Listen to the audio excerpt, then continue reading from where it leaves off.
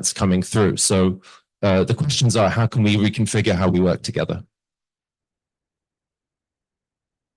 Next slide, please. So we implement a lot of adaptation plan processes, about 14 currently across the organization. We hear often the same things. There's a lot of finger pointing. We have private banks saying we can't invest in adaptation projects. They're just far too risky. We have investors who are saying that plan, it doesn't give me the amount of detail I need to be able to invest in the right types of infrastructure. We have IFIs saying we have the financing, we have plenty of financing, but the projects are not well designed enough. And we want to invest across different climate bank approaches, but each one is different. And the standards and the level of sophistication required is different in each case. And then we have the governments that say, we really need legal frameworks that mean that insurance mechanisms, that adaptation products or an adaptation market could emerge. Next slide, please. So how are we trying to have this conversation? As I said, we started this off in New York Climate Week a couple of weeks ago. Next slide, please. We had two discussions. So one with the Adaptation Fund, that's their head, together with our ADG, Dr. Kyung-Nam Shin. The person on the left is a representative of the Ministry of Finance, and trying to have these conversations about where the governance blockages are. And then on the right side, we were looking at how can we retrofit the plans that we have in place. So why are they not moving quite quicker when they are in place? Are they staying on the shelf? Are they staying on a ministry website? Are they not being used by the banks? Are they not being used by the communities and the beneficiaries? Next slide, please.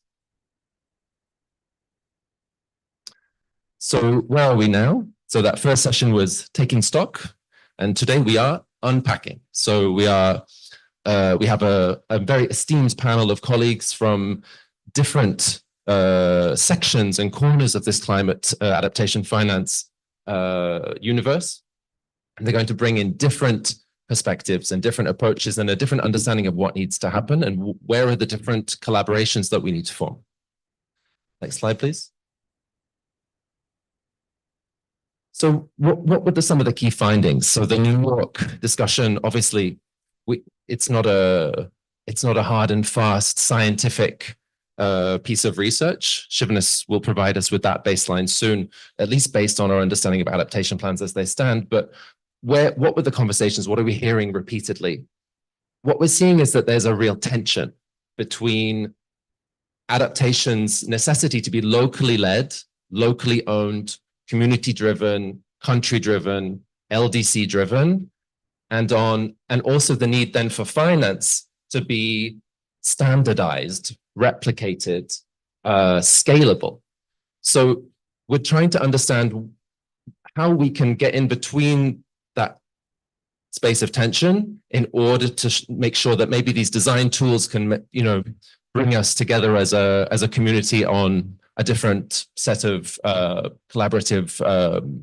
So the Columbia colleagues presented a framework, a workshop methodology for very rapid fire access to climate data and then the development of projects based off the back of that. Or are we needing simply a new mechanism or a new structure between different climate institutions? So the climate, we'll hear from the Green Climate Fund shortly, but the climate funds have been asked to work more closely together to accelerate this. So we're asking ourselves, does this lead us to a new structure for adaptation that is potentially a new financing tool that is an adaptation-only value chain?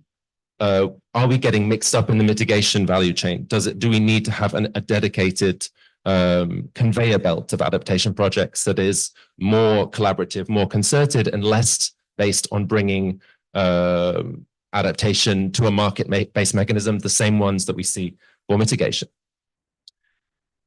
And then the institutional challenges, they're quite well known. famously the lack of ability of ministries to work together. So ministries of finance, ministries of environment, they find it hugely challenging. So in the case of the colleague from Mozambique that we had present in New York, he said that his Ministry of Environment was the accredited entity for the Adaptation Fund, whereas the GCF was in the Ministry of Finance. So those kinds of splits, we need to kind of get ahead of them, right? We need to be more upstream, we need to be more strategic. But at the same time, how do we do this in a context where the locally led, the place-based, the tailored, the ownership models that are important and crucial for adaptation projects are the ones that dominate? So how do we provide a complementary strategy or structure that will help us to build that finance where it needs to go? Next slide, please. So I'm just going to hand over straight to my colleague Shivanis. So this is probably our first analytical offering as an organization on where these adaptation plans are globally. As I said, this is still the beginning of the conversation, and but we're very grateful for him and his team for having brought these findings to the table at this stage of the discussions between these institutions. Thanks, Shivanis. Thank you, Nick. Hello, everyone. My name is Shivani Shanmugam, Senior Economist in GGI, and I'm here to present some results from a flagship technical report that we recently published called Identifying Good Practices in National Adaptation Plans, a global review. So this was a work that was led and coordinated by GGGI in collaboration with over 20 institutions internationally that comprises of lead authors of IPCC, researchers, as well as practitioners who has experience in developing national adaptation plan. Click, please. So the aim of this report was to present the results of a global review of national adaptation plans. So we reviewed a total of 52 NUPs that have been officially submitted to the UNFCCC using a NUP good practices review framework that we developed. And the second aim of this report is to highlight and share good practices of developing NUP across various thematic areas to enable peer-to-peer learning between countries. Click this. So we conducted the review of these 52 NUPs using a review framework that we developed, the one that you can see on the right. So we assessed the NUPs according to 7 thematic areas of participation in the plan preparation, goals, fact-based policy, finance, implementation, and M&E. So there are a set of 55 good practices that we develop along with those institutions that we collaborated with. But in the next 2 slides, I will just be focusing on the finance element, as that is the main focus of the session today. Next slide, please. There is a consensus among in science among researchers that a good planning process will lead to better implementation of adaptation actions. And unfortunately, in the results as displayed here, you can see that the finance category scored the worst, is the one that is marked red among all other categories. Categories such as fact-based, policy goals are well represented. So these numbers, for example, 75% fact-based means that 75% of the NUPs submitted to the UNFCCC fulfills a certain standard of good quality in that fact-based category that we define, which means that in the finance category, only 38% of the NUPs fulfill a certain standard of good quality or best practices that we defined. And looking the results deep further, we found out that only 6% of the NUPs detail the cause of inaction, which is actually very important in building a narrative, increasing confidence among stakeholders on why we should invest resources in adaptation. We found out that only 60% of the national adaptation plans actually detail the total cost of adaptation actions. So they did list out the actions projects that should be implemented in the long run as part of the NAP, but there were no discussion on the cost implication of implementing those actions. And we found out that only 30% of the NAPs discussed potential innovative financing mechanism, such as debt swap or bonds. 70% of the NAPs resorted to a conventional financing, public financing, or funding such as GCF. Click this. So this is an overview of the report. I invite you to read the report. There are full results there. But I would like to mention, although finance scored the worst in our assessment, it is important to highlight that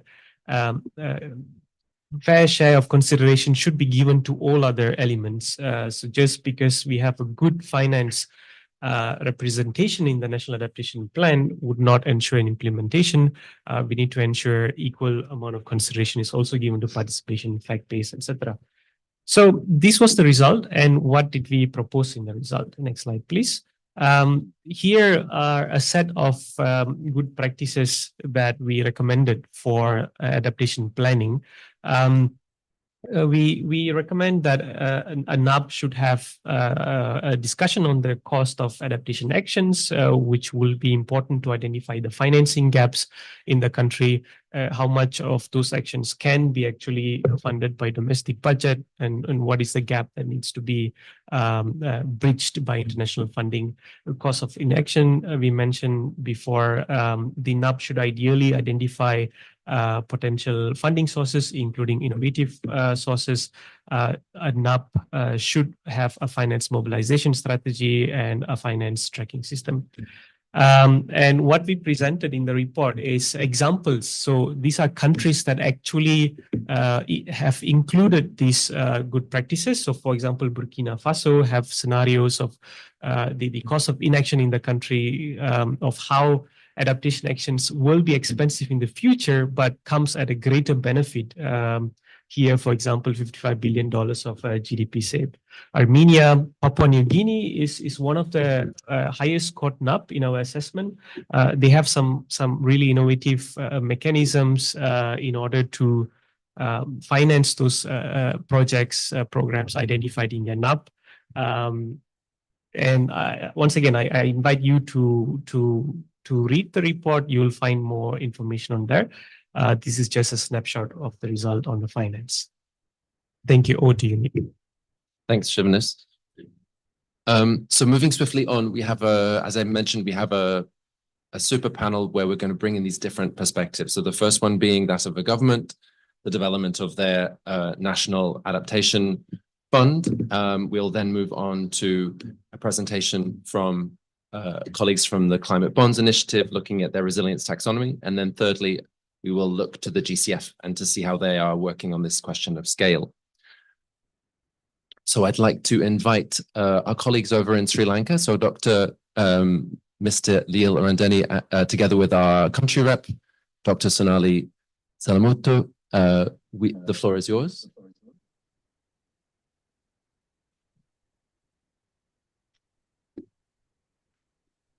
Good morning and good day. So thank you for inviting us for this very important event. Experiences from Sri Lanka, Global Green Growth Week 2024. The topic: unpacking adaptation financing structures. How can our enabling environments and legal frameworks support the scaling up of adaptation finance for developing countries? So, I'm going to share some experiences and things that we have encountered when working in this adaptation planning and adaptation fund. Our perspectives on adaptation financing and enabling environment. So if we go through to the background of our vulnerability to climate change, we are there in the tropics as an island nation. We are in the hot waters, a lot of diverse ecosystems and all. So adaptation is of most important to us. It doesn't mean that we are not working on the mitigation, but adaptation has a bigger share in our economy and at the same time, livelihoods and the lives of our people. So what happened is that because of this climate instability or the climate change, we have been facing significant threats in the recent past. We see that the things has become aggravated. An increased exposure to extreme weather events such as intense rainfall. Nowadays also we are experiencing, tell you the truth, more than half of the districts of our country is undergoing through the floods, serious floods and droughts, and facing sea level rises in coastal areas. So the temperature predictions and the high emission scenarios, RCP 8.5 indicates potential increases of up to 3.5 centigrade by the end of the century. So, which will amplify the risk of extreme heat days, particularly in the northern regions of the country. But we also experience being in the southern in a different way. So what happened is that we have experienced that our landslides and all those associated climate-induced disasters are increasing. And what happened is that our infrastructure is facing serious challenges and the human lives also. Recent flood, yesterday I heard that in the news broadcast, 3 lives already has been taken by these aggravated floods. So the coastal erosions, saltwater intrusion are some of the critical concerns. Um, so those things are not only impacting on the ecosystem, but also local community, as I told, their resilience and the coastal resources. So what are the implications on livelihoods and the ecosystem? Let me explain a little bit on by going through our most important adaptation sectors. There are 13 adaptation sectors that we have identified for our national adaptation planning process. Agriculture is one of a very important key sector as far as our food security is concerned. It is particularly vulnerable. For what? I mean, for the changing rainfall patterns and increased temperature, our crop yields affected and the food security. So, tea production, if we go for what is most important, because our economy heavily dependent on our plantation sector exports, our significant number of our workforce is involved in tea sector. What happened is that the hitting a 30-year-old low dew in diverse weather events, it has a serious drawback on the yields of the tea leaf yield. And what happened is that the small scale farmers were the most affected. We have a serious concern on this, how to sustain our yields and sustain our national income based on the tea sector. And the coastal and marine ecosystems also, uh, things are similar. And human health and disaster areas also, that's also one of a very important adaptation sector. Out of 13 adaptation sectors, nearly half of Sri Lankan population lacks adequate disaster preparedness. So you know what happened, as I told, we have been witnessing the serious climate induced events. So what happened is that although we are having some of the measures and our disaster activities and all, but we could not provide adequate disaster preparedness for our most of our population. So compounding vulnerability to the climate impacts, there are also gaps in water access. So what happened is that the prolonged drought, what happened is this drinkable water is the problem. With over 30% of the population experiencing water scarcity is also one of a thing. So if we go to so then what happened is that those are our climate risks, that our major concerns on adaptation. So Sri Lanka adaptation, national adaptation planning, we have started well before the Paris Agreement signing. So those days we had a strategy, but in 2017, once we became the signatory to the Paris Agreement, we have started our first round of adaptation plans. So effective from 2016 to 2017. 25, but now we are going through the second round of updating all the 13 sectors sectorally, and at the same time provincially also we are preparing provincial adaptation plans. So our national adaptation framework uh, we have done with a broad consultation of our all the sectors, and it has a strategic framework. So all the adaptation sectors, we have used this horizontal integration and vertical integration. So, and at the same time, sectoral and cross-sectoral approaches, because if we consider only the sectoral approach, that is not enough. Then what are the challenges that we have been facing during this? Let me say one thing.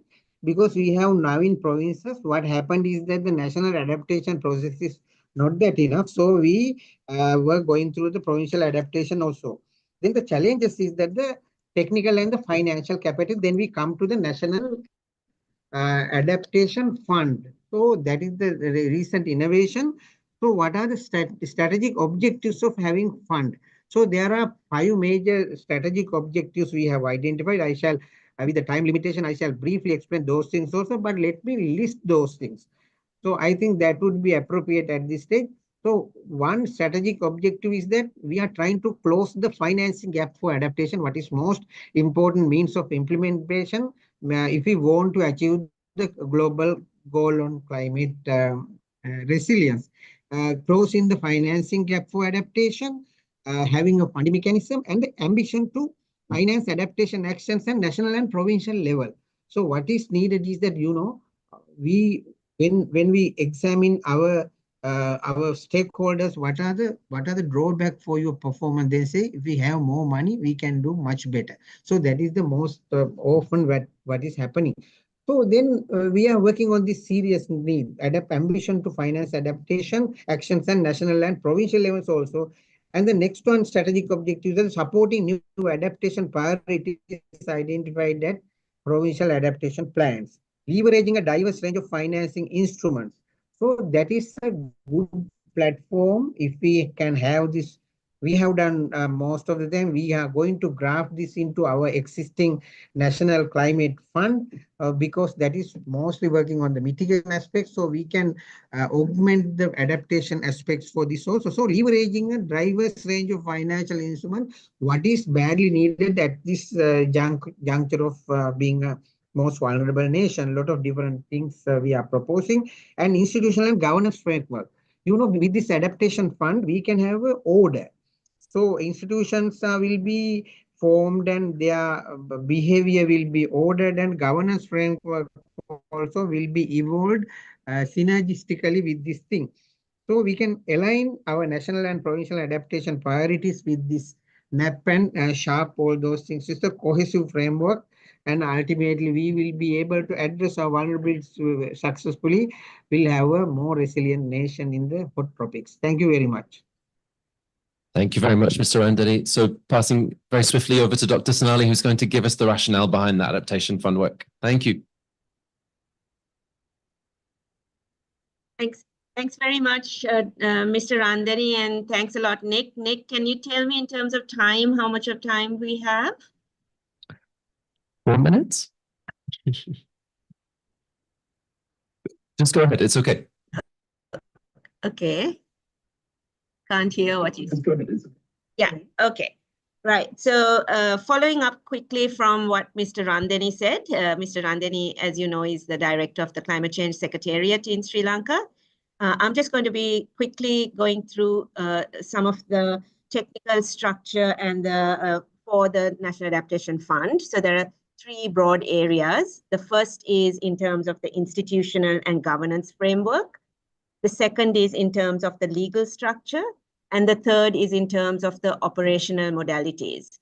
So quickly jumping into the first one, there will be a strong governance setup in relation to the National Adaptation Fund that Sri Lanka is trying to set up.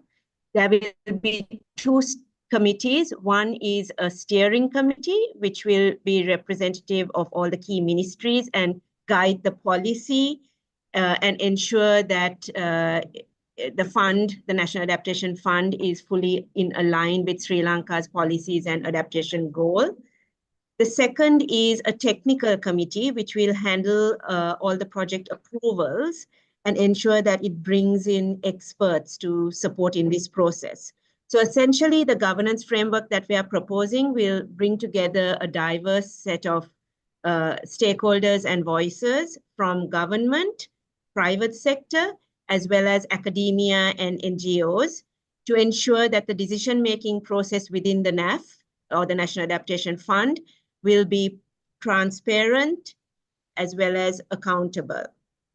Now, jumping into the legal structure, at the moment, we are looking at a few different options, but overall, we are considering, we need to consider a structure that is flexible and easy to manage, and at the same time can attract both public and private capital. So right now, we're leaning towards a private limited company model, which we feel provides the optimal structure and would enable this flexibility in operations and also encourage international partnerships. So at the moment, we are looking at this structure could be part of an existing entity in Sri Lanka. There is, for example, the Sri Lanka Climate Fund, which is a state-owned enterprise, which is registered as a private limited company. And we are considering whether we could use that as part of the National Adaptation Fund. And this would enable some government backing, of course. The second option is looking at creating a completely new independent entity. And one could argue that that would have some additional independence. But overall, at the moment, what we're thinking of is a structure that is initially publicly controlled, but with room for the private sector to get involved as the fund grows.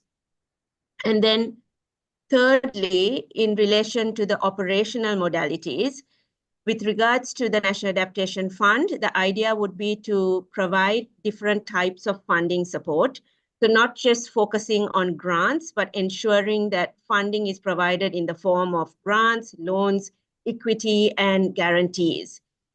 With this variety of funding opportunities, it means that we could fund a range of different types of projects that, for example, including large infrastructure initiatives, as well as smaller community-led resilience building initiatives. And the idea is that with this kind of flexible approach, the fund can adapt to project needs and attract co-funding from both local and as well as international sources. So that, as Mr. Randeni said, there are a number of vulnerable sectors. We could work across these sectors, across the country. And also, as he mentioned, there are provincial level adaptation plans that we are currently developing. So it would also support provincial level adaptation interventions. I should also just emphasize that we are currently in the process of developing the National Adaptation Fund, and this is really a team effort. We've been working closely with a number of different government ministries. So the Ministry of Environment has been working closely with the Ministry of Finance, for example, especially the Treasury. We're working with the Central Bank. And these different ministries are actually part of a technical steering committee that has been set up to provide guidance, advice, and inputs during the creation of the National Adaptation Fund, so that there is government ownership right from the start. And using this kind of collaborative approach helps us ensure that everyone is on board from the get-go. Each ministry can provide their technical inputs, and also there is a clear role for each of them. And what we want to make sure is we are in the process of developing the National Adaptation Fund, but as we move on, these technical partners will ensure that the fund is technically sound and also ready for adoption. Moving very quickly, Nick, I'm going to be wrapping up. I know we are a bit short on time, but just to say in terms of what happens once we develop the fund. After it's established, we will be entering into a capitalization phase where there will be a major push to engage in both local and international partners with the goal of securing substantial funding to ensure that the climate adaptation projects can be, that we can cover it across Sri Lanka and ensure that we bring in, reach out to both private companies as well as international organizations. So at this point, we're looking to connect with groups like, for example, the Green Climate Fund. So really good to have them on the panel today, as well as other development banks, and ensure that we attract resources that can help the National Adaptation Fund be going on the long term, thinking of the long term. We'd also like to say with private sectors, there could be a CSR angle involved where CSR funding could be channeled through the National Adaptation Fund to support with different initiatives on the ground. So essentially, once the National Adaptation Fund is developed, there will be the framework and the priority projects that will be shared and presented to different investors, both local as well as international finance institutions.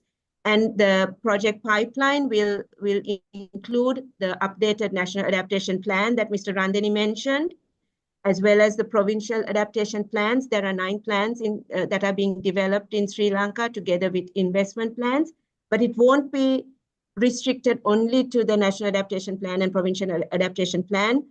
Other adaptation initiatives in Sri Lanka can also form part of this pipeline. On that note, I'd like to wrap up. Thanks very much, Nick, and over to you. Thanks very much, Sonali. So yes, we're seeing the kind of ingredients of our secret sauce, our enabling environment secret sauce, right? So couching finance within the adaptation planning framework, and also ensuring that there is an interministerial ownership, Ministry of Finance, Ministry of Environment, for example. Moving swiftly on, changing tacks a little bit, we're going to go to Mr. Shichang Wang, who is going to present the climate bonds initiative, resilience bonds taxonomy. Over to you, CX.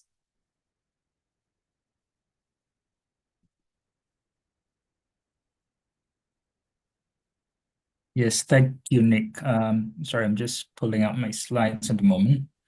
Good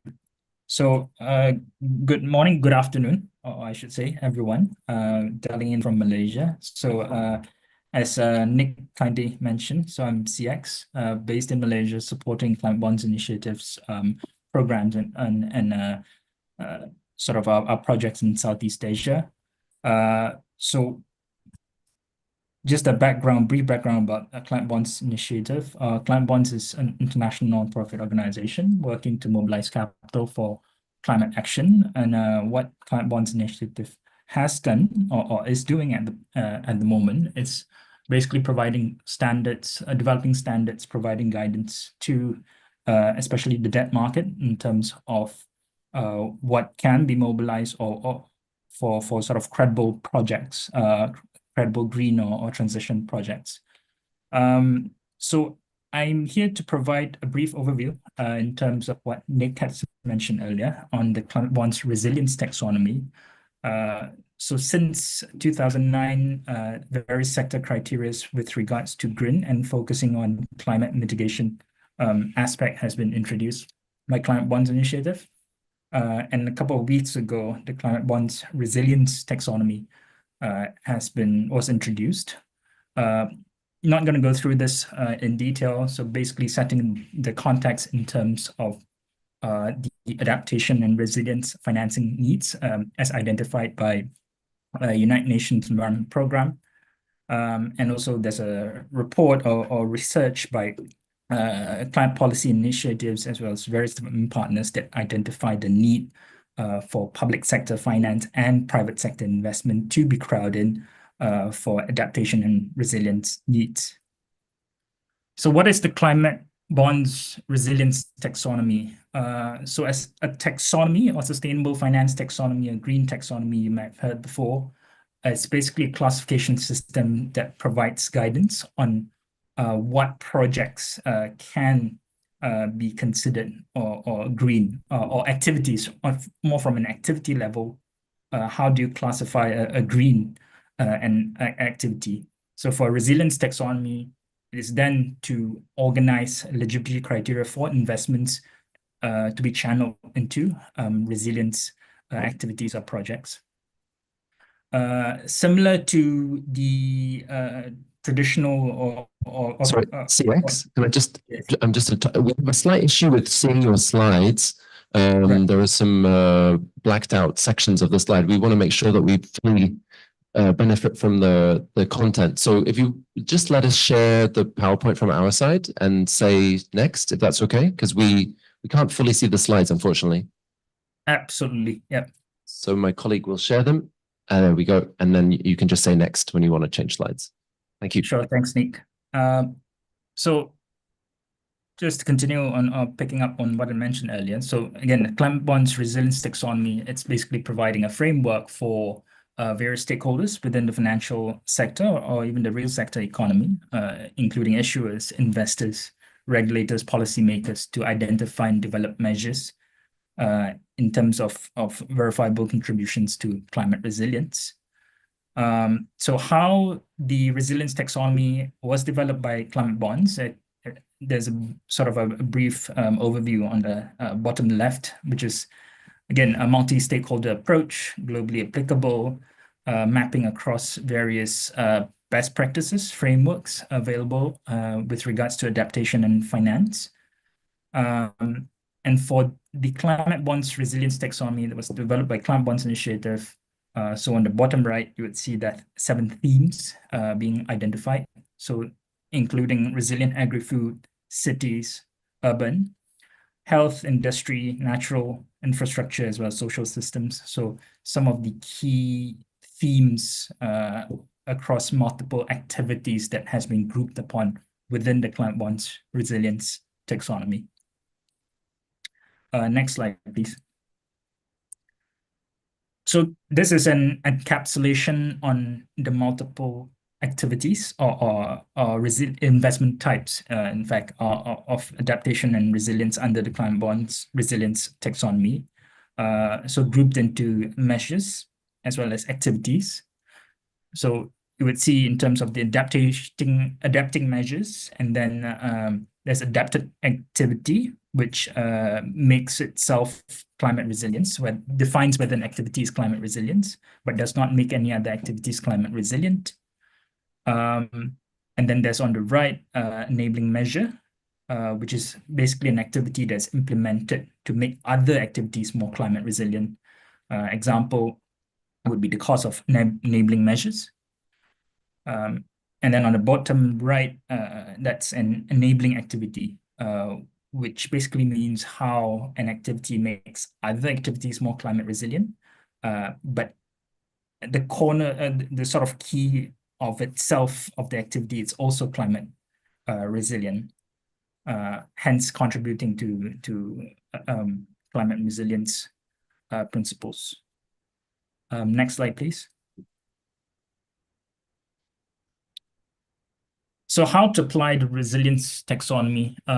So I briefly mentioned earlier, so it cuts across various multiple stakeholders, governments, financial markets, even real economy sectors would be able to leverage on the taxonomy. So governments will then, either from a regulatory perspective as well as from a policymaking perspective, would be able to use a taxonomy, in this sense, a resilience taxonomy, to guide them in terms of budget tagging as well as investments into resilience activities and projects. And when a debt management office of finance ministry is of the opinion to issue a sovereign bond, even a sub-sovereign bond by municipal governments, they can also leverage on this taxonomy to guide them on what are the credible adaptation and resilience activities that they can include in the issuance, as well as supporting sort of some state-owned issuances, national development banks to issue a bond or debt instrument that can finance resilience activities. From a financial market perspective, either from investors or banks, asset owners, they can also use this, the resilience taxonomy, to guide them in terms of identifying resilience investment opportunities. In fact, there has been already a few sort of institutional investors that have launched their adaptation or resilience fund and have been working closely with potential issuers in terms of identifying pipeline for them to invest.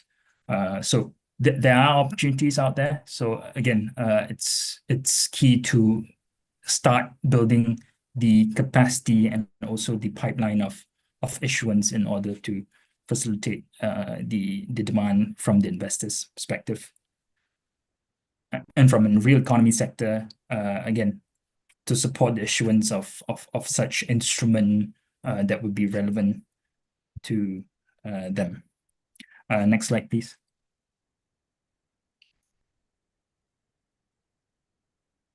So this is basically just provide a snapshot in terms of usage or how to leverage the resilience taxonomy for debt issuances.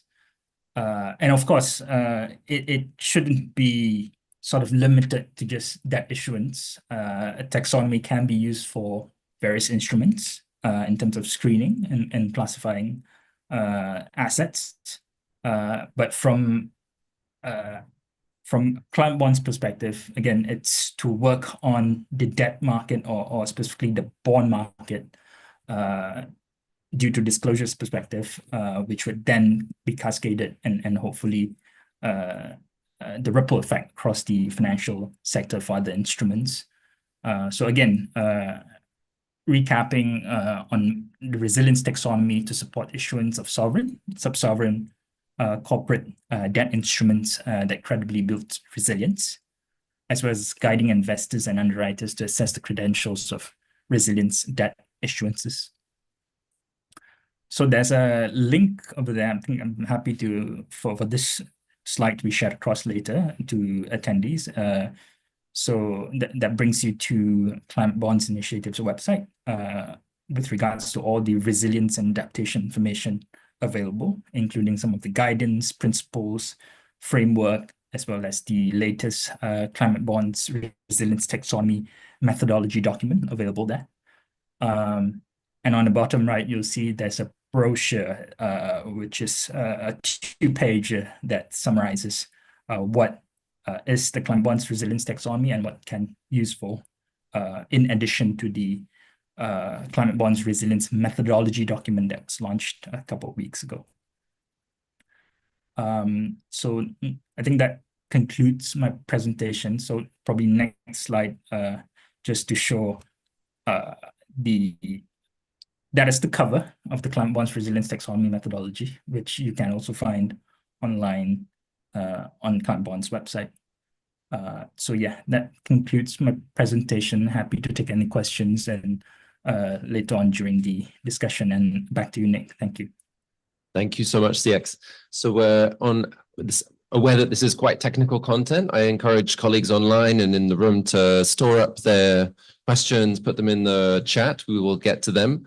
But we're going to move now, again, changing scales over to the Green Climate Fund and Mr. Bepon Fakhruddin, who is the Water and Climate Lead at the GCF. Over to you, Bepon. Thank you.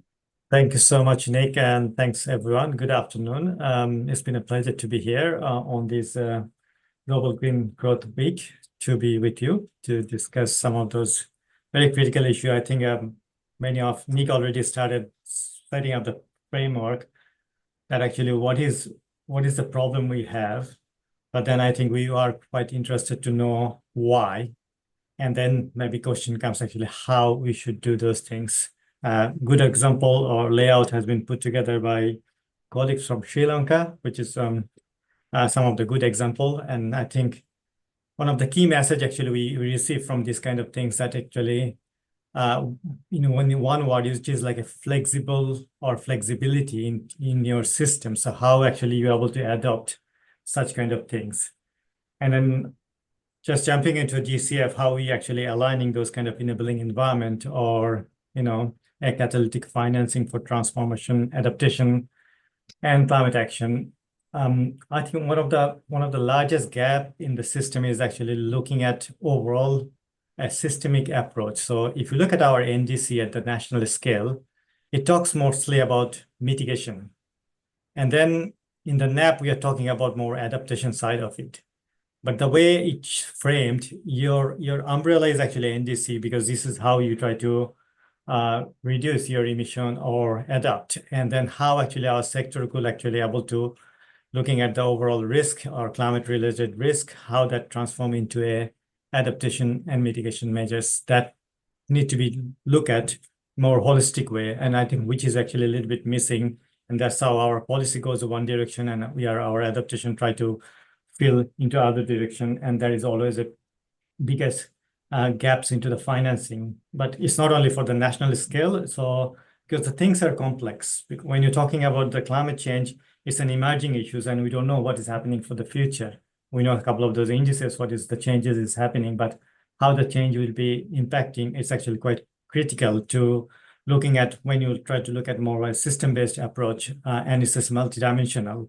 But also at the same time, if you look at the sectoral scale, our financing gap is actually increasing day by day. So a total maybe at this moment, $3.8 trillion is actually missing in the market. So how we actually fill such kind of gaps, what kind of actually policy enabling environment, regulatory function we need to be bring together so that actually those gaps could be minimized. That is actually one of the challenging tasks.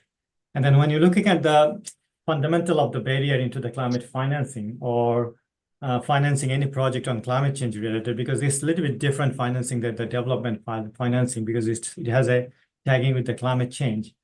And one, obviously, some of those things already articulated that, lack of access to the financial mechanism due to the coordination, due to the many other aspects, but also how we actually design such kind of project to understand actually the need-based solution and what kind of strategic framework or regulatory framework we have.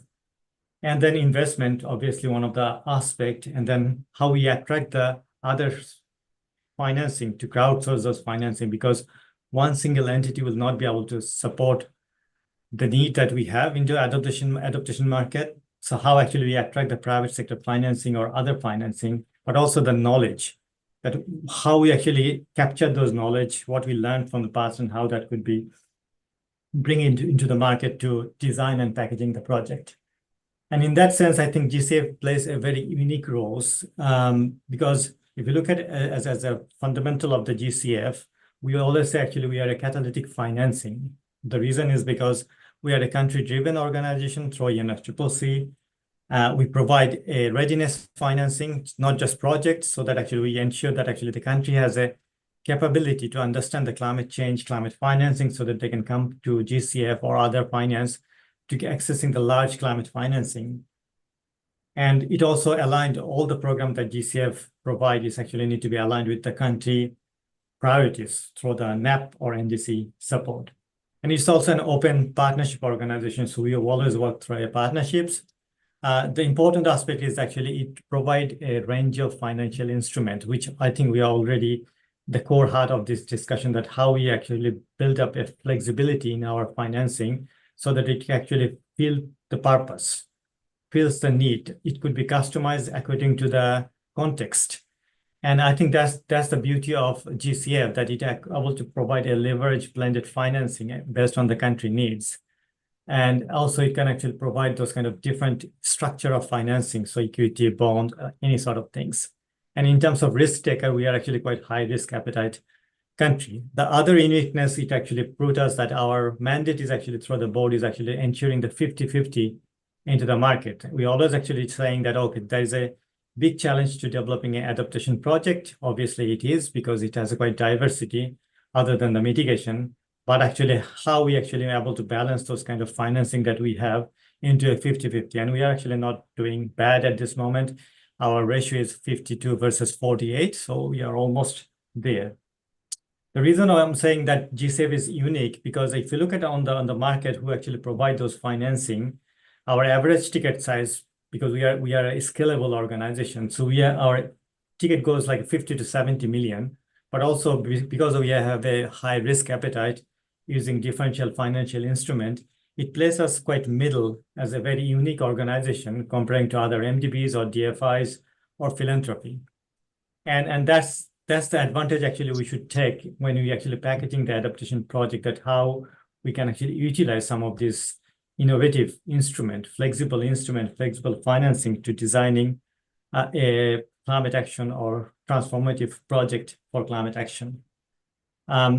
With that, we are at this moment in a GCF2. Our major priority is actually how we actually try to ensure a readiness and preparedness support to the country so that actually they're able to create those kind of enabling environment, policy, legislation, regulatory framework to access the climate financing or directly access the financing to GCF, but also how we actually ensure a balance between the mitigation and adaptation, but obviously focusing more on the adaptation to urgent and immediate adaptation and resilience need, including the most vulnerable countries or conflict countries, because those countries will nobody actually like to support. And obviously the climate change is not their biggest priority.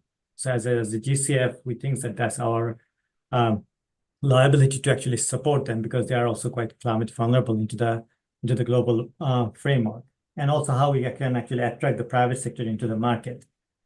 But actually, when again it's coming to sorry, could I ask you just to move to the example at the end? We're a bit tight on time. I'm sorry. Yeah, I'm just moving to the example. Thank you. Many thanks. And obviously, when you try to design the GCF program, you have to ensure that the metrics or what we call like a GCF investment criteria. And that again leads to looking at how we actually create a co-creation and co-financing through the engaging to the people. Some of the example, I mean, we already financed more than 230 projects into the globe, and each of those projects has its uniqueness. I'm just showing you one single country program in South Africa, where actually we are able to mobilize $1.5 billion.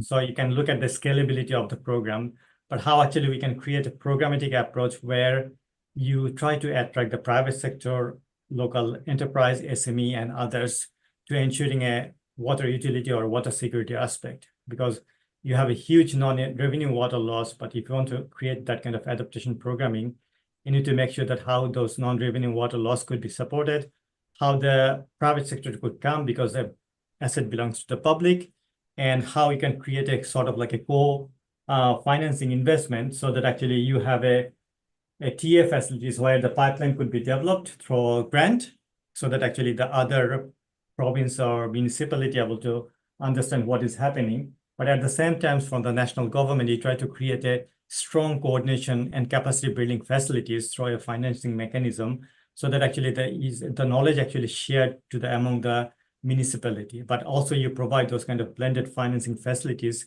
in sort of loan or guarantor or any other, whatever the needs to create that kind of facilities. And that could create a transformative water asset program coordination within the country.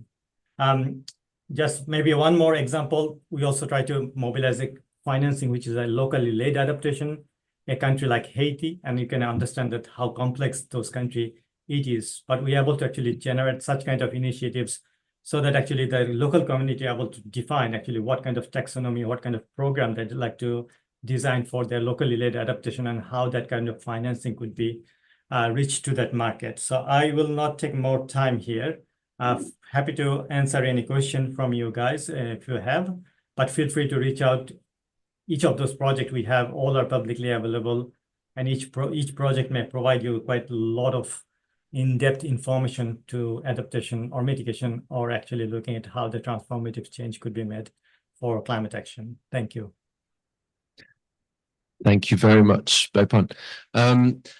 We unfortunately run out of time, but I just wanted to also point and flag, I think everybody sees it, but the innovation across scales that you're presenting there and across sources of financing, blending in payment for ecosystem services, other such sources. So obviously, this is the beginning of a very complex set of discussions. We plan to have subsequent meetings that will ideally drill down into a programmatic deliverable from this set of discussions, and the next meeting will take place during COP29 in Baku.